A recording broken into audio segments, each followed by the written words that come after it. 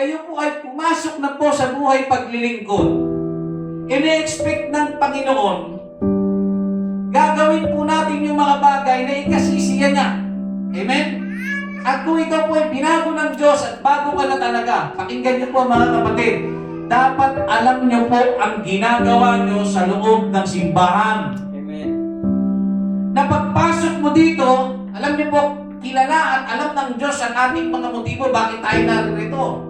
Pag ikaw po ay nasa sitwasyon na sumisimba ka lang, uupo ka lang, tapos wala kang balak magbago, wala kang gustong matutunan, uuwi ka pa rin mga kapatid sa bahay ninyo na parehas na tao nung pumasok ka rito.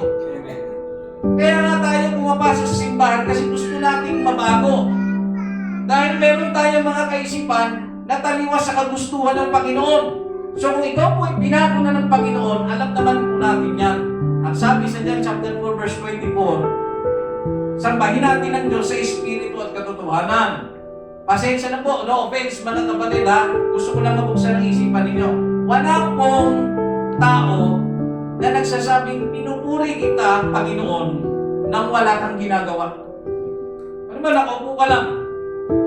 Nagkakantahan, nakaupo ka lang. Nagkakantahan, nakatayo ka lang. Wala pong mababasa sa Biblia na kapag nakatayo ka lang at wala kang ginagawa, sumasamba ka sa Diyos. Hindi, mga kapatid. Tandaan po natin, mga kapatid, mamimili ka na. Pagpasok mo sa loob ng simbahan, audience ka ba o servant? Kasi pag audience ka lang, hindi po nakakapagtaka, wala kang gagawin sa loob ng simbahan. Amen. Once na binago ka na ng Panginoon, alam mo ng dahilan kung bakit ka napalakpak. Amen. Alam mo ng dahilan ba't mo tinataas ang kamay mo. Alam mo ng dahilan bakit ka sumasayaw.